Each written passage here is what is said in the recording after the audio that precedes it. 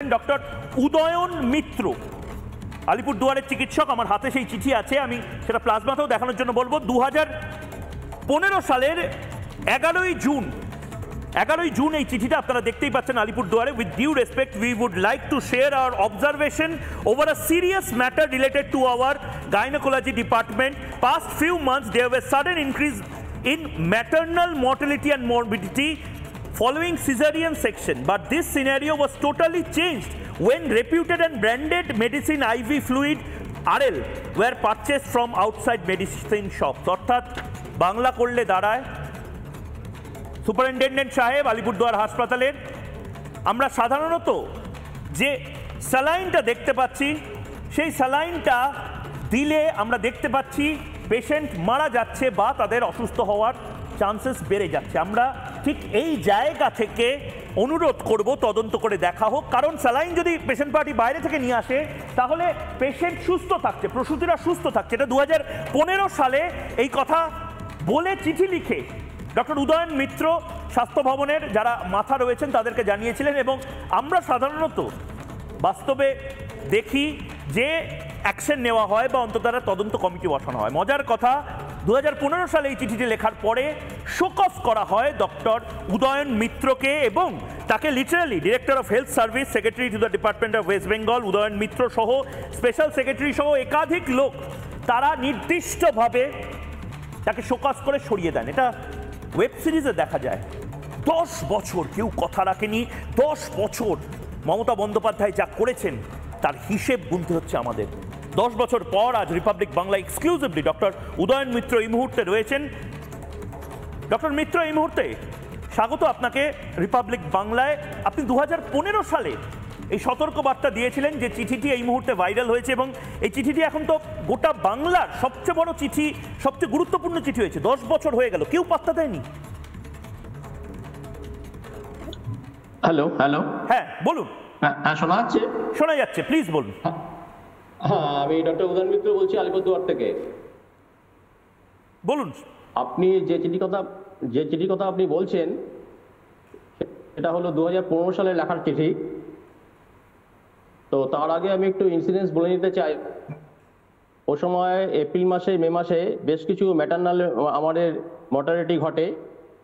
যে কেসগুলো আমরা আজকে মেদিনীপুরে দেখতে পাচ্ছি সেই একই রকম কেস, এবং আমরা আমাদের অবজারভেশনে বুঝতে পেরেছি যে এই ঘটনাগুলো ঘটেছে কোনো একটা ওষুধের দ্বারা, সম্ভবত এই ঘটনাগুলো ঘটছে।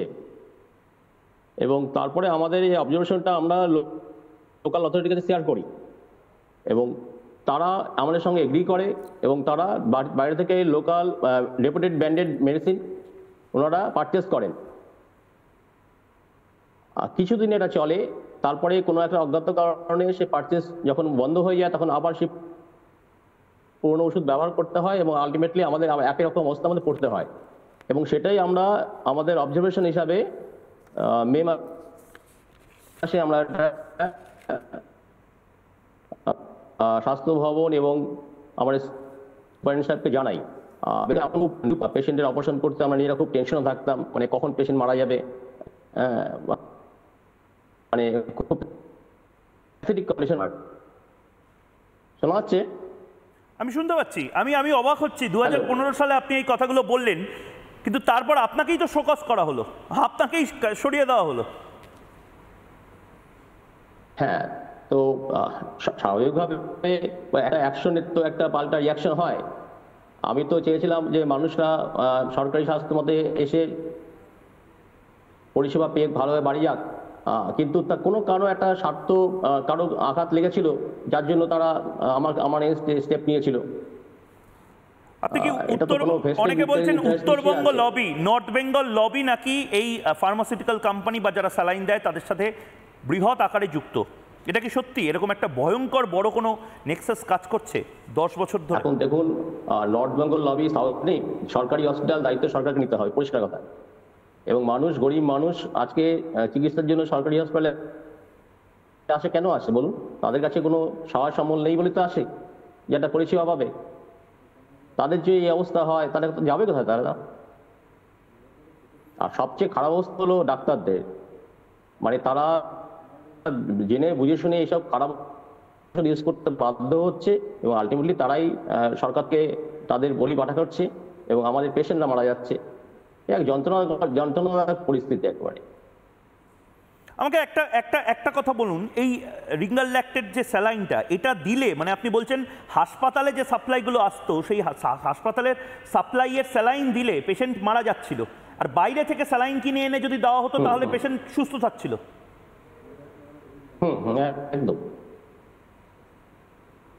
বাইরে থেকে মানে বকলমে, তার মানে আপনি বলছেন ডাক্তারদেরকে পশ্চিমবঙ্গে বলতে হবে বাইরে থেকে ওষুধের দোকান থেকে বেশি দাম দিয়ে স্যালাইন কিনে নিয়ে আসো, কারণ হাসপাতাল যে স্যালাইন দিচ্ছে এরপরে তো বলা হবে যে খাবারও কিনে নিয়ে আসো। না শুনুন, সেটা তো উপায় নেই। আপনি সরকারি যখন সেটাবে কাজ করছেন, ডাক্তারদের তখন হাত পা বাঁধা। আমি বলতে পারি না কোনো পেশেন্টকে তুমি বাইরে থেকে ওষুধ কিনে নিয়ে আসো, কিন্তু আমি বুঝতে পারছি যে এই ওষুধটা দিলে সে খারাপ হবে সে, কিন্তু তার তো উপায় নেই। আজকে ধরুন আমি ইমোশনালি কিছুটা ইনভলভ হয়ে হয়তো চিঠিটা লিখেছিলাম, হ্যাঁ সেই সময় 10 বছর আগে। এই ঘটনা তো শুধুমাত্র আলিপুরে হয়নি, সর্বত্রই হয়েছে, কেউ চিঠি দেয়নি। তার মানে কি তারা বুঝে শুনে চেপে গেছে, একটা থ্রেট কালচার হয় যে আমাকে আবার সাসপেন্ড করবে, ট্রান্সফার করবে, এসব ঘটনাগুলো তো আছে।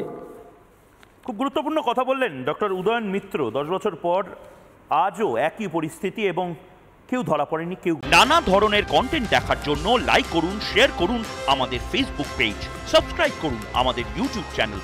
পাশাপাশি অন্যান্য ব্রেকিং নিউজের জন্য অবশ্যই চোখ রাখুন রিপাবলিক বাংলায়।